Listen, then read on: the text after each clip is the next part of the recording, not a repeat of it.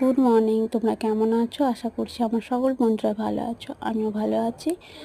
অনেকে আমার চ্যানেলে সাবস্ক্রাইব করছো, কিন্তু একটা কথা বলছি বন্ধুরা, নেক্সট টাইম যে কবে ভিডিও পাবে আমার চ্যানেলে সেটা আমি বলতে পারছি না, গ্যারান্টি দিতে পারছি না কি, কারণ এই চ্যানেলটা আমি বন্ধ করে দিয়েছি।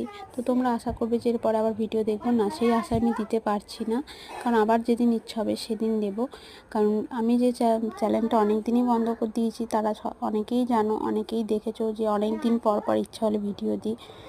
আর এর মায়া আমি ছাড়তে পারিনি, কারণ সোশ্যাল মিডিয়ায় ফার্স্ট আমার এই চ্যানেলটা ধরেই আসা।